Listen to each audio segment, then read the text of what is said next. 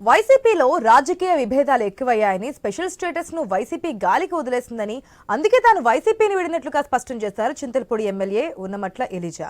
తాను నియోజకవర్గంలో అందరికీ అందుబాటులో ఉంటారని, ఈసారి కాంగ్రెస్ అభ్యర్థిగా పోటీ చేస్తున్నారని తనను ఆశీర్వదించాలని ప్రజలను కోరారు. చింతలపూడిలో టీడీపీ వైసీపీ అభ్యర్థులు స్థానిక నేతలు కాదని, అసలైన స్థానికుడిని తానేనని తనపై గెలుపుపై ధీమా వ్యక్తం చేస్తున్న ఎలిజాతో మా ప్రతినిధి భార్గవ్ ఫేస్ టు ఫేస్.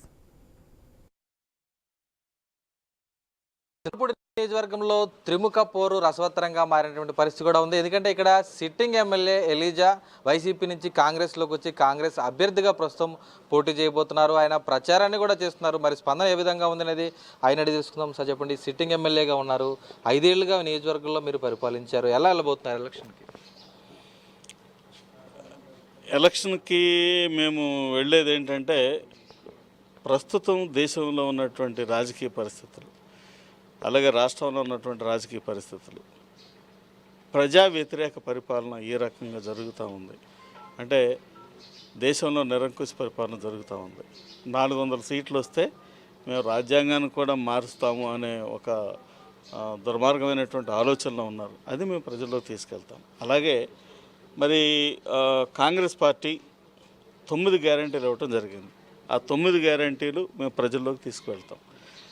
9 గ్యారెంటీల్లో అతి ముఖ్యమైనది ఏంటంటే మనకి ప్రత్యేక హోదా. ఖచ్చితంగా ఈసారి కాంగ్రెస్ పార్టీ కేంద్రంలో అధికారంలోకి వస్తూ ఉంది. సో ఈసారి రాష్ట్రానికి ఏదైనా సరే ఏదో ఒక రకంగా ప్రత్యేక హోదా రావాలి అనేది మా ఆకాంక్ష. అంటే ప్రధానంగా ఈరోజు ఏపీలో కాంగ్రెస్ పార్టీ కూడా ఎక్కడా లేదు, రాష్ట్ర విభజన నింద అనేది కూడా మోసుకుంది. అటువంటి సందర్భంలో కాంగ్రెస్ పార్టీకి అధికార వైఎస్ఆర్ కాంగ్రెస్ పార్టీని వదిలి మరి మీరు రావాల్సిన అవసరం ఎందుకు వచ్చింది?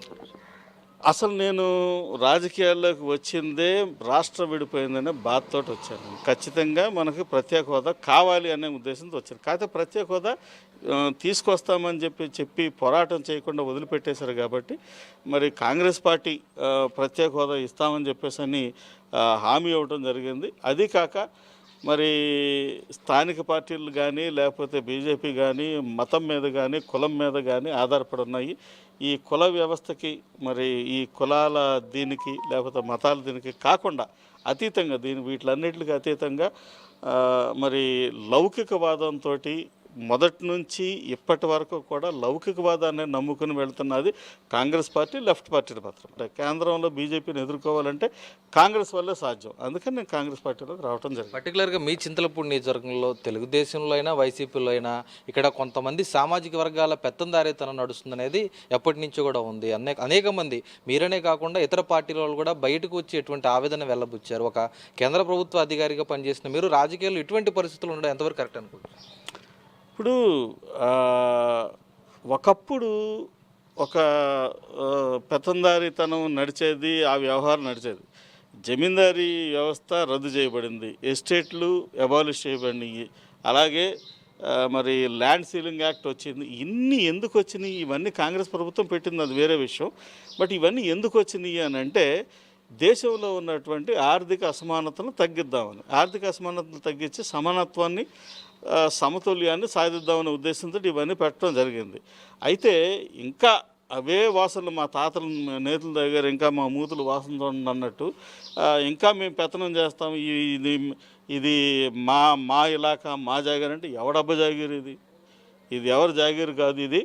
ఇది ఖచ్చితంగా ప్రజాస్వామ్యంలో ఎవరికైనా సరే స్వేచ్ఛగా లేకపోతే వారికి ఇష్టం వచ్చినట్టుగా జీవించడానికి హక్కు ఉంది.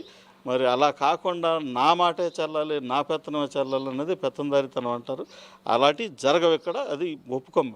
అంటే ప్రధానంగా చింతలపూడి నియోజకవర్గంలో 5 ఏళ్ల పాటు మీరు ఎమ్మెల్యేగా ఉన్నారు. మీరు చేసిన అభివృద్ధి ఏదైతే ఉందో అది మీకు ఈరోజు ఏ విధంగా కలిసి వచ్చేటువంటి అవకాశం ఉంది? ఏమేమి అభివృద్ధి జరిగిందనుకున్నారు? ఇంకా ఏం చేయబోతున్నారు? ఈ నియోజకవర్గం ఏర్పడి చాలా కాలమైంది. I think 1962లో. అప్పటి నుంచి ఇప్పటి వరకు అసలు ఎవరూ సాధించలేనటువంటి ఒక అద్భుతమైనటువంటి విజయాన్ని నేను సాధించాను. అదేంటంటే 100 పడకల ఆసుపత్రి.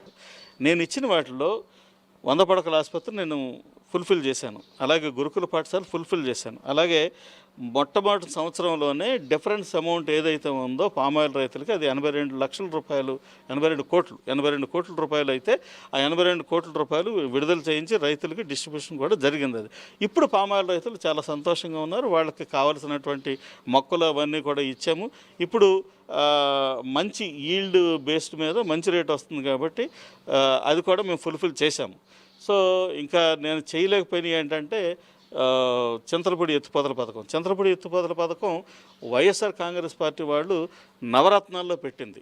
ఏంటంటే ఏదైతే జలయజ్ఞంలో ఉన్నాయో అవన్నీ కూడా పూర్తి చేస్తామని హామీ ఇవ్వడం జరిగింది. మరి ఆ హామీని నేను కాదు నెరవేర్చాల్సింది, జగన్మోహన్ రెడ్డి గారు నెరవేర్చాలి. ఎందుకంటే జలయజ్ఞంలో ఉన్నటువంటి ప్రాజెక్ట్స్ అన్నీ కూడా పూర్తి చేస్తామనే మాట ఆయన ఇచ్చారు, ఆయన తయారు చేశారు ఈ నవరత్నాలు. దాంట్లో ఉన్నది ఆయన చేయలేకపోయారు. రెండోది ఏంటంటే మరి కొన్ని రోడ్లు అలాగే నామవరం రోడ్డు అని లేకపోతే జలపారగూడెం రోడ్డు అని అవన్నీ ఉన్నాయి. దాన్ని ఎన్నోసార్లు ప్రయత్నం చేశాము. మరి ఆఖరికి నా ప్రయత్నాల వల్ల శాంక్షన్ కూడా వచ్చింది. శాంక్షన్ వచ్చిన తర్వాత కూడా మరి టెండర్లో ఎవరు పార్టిసిపేట్ చేయలేరు. సో టెండర్లో పార్టిసిపేట్ చేయక అది ఆగిపోయింది. ఈ జలపారగూడెం అయితే టెండర్లో పార్టిసిపేట్ చేశారు, దాన్ని వర్క్ స్టార్ట్ అయింది. అది సో అదొక్కటే నేను చెయ్యాలనుకుని చేయలేకపోయిన హామీ అది. అందుకే ఇలాంటి హామీలు నేను చేయలేకపోయినవి ఉన్నాయి. ప్రజలకు నేను జవాబుదారిని కాబట్టి మళ్ళీ ఇదే స్థానంలో నేను నిలబడి మళ్ళీ గెలిచి ప్రజలకి నేను ఏదైతే సేవలు అందించాలనుకున్నా ఖచ్చితంగా అయ్యే సేవలు అందిస్తాను. ఇక్కడ ఉన్నటువంటి పేద బడుగు బలహీన వర్గాల వారికి, మైనారిటీస్కి అందరికి కూడా నేను అండగా ఉండి ఈ నియోజకవర్గంలో ఒక మంచి వాతావరణంలో ప్రజలు జీవించేలాగా చేయాలనేది నా ఆకాంక్ష. సో ఇవన్నీ కూడా ప్రజలందరికీ గుర్తున్నాయి. వాళ్ళందరూ కూడా ఖచ్చితంగా నన్ను కోరుకుంటా ఉన్నారు. అది చూస్తే చింతలపూడి నియోజకవర్గంలో ఖచ్చితంగా అంటే పార్టీ టికెట్ దక్కకపోతే పార్టీలు మారి ప్రాంతాలు మారిపోయే నేతలు ఉన్న ఈ తరుణంలో ప్రజల మధ్య ఉండేందుకు కాంగ్రెస్ పార్టీ నుంచి ఖచ్చితంగా తాను పోటీ చేసి నిలబడతాను. ఇప్పటి వరకు చేసిన అభివృద్ధి కానీ సేవా కార్యక్రమాలు కానీ అన్నీ కూడా మరింత కొనసాగించేందుకు మళ్ళీ ప్రజల ఆదరణతో ఎమ్మెల్యేగా గెలుస్తానంటూ చింతలపూడి సిట్టింగ్ ఎమ్మెల్యే కాంగ్రెస్ అభ్యర్థి ఎలీజా ధీమా వ్యక్తం చేస్తున్న పరిస్థితి కనిపిస్తుంది. కెమెరా పర్సన్ మధుతో భార్గవ్, ఐ న్యూస్, చింతలపూడి నియోజకవర్గం నుంచి.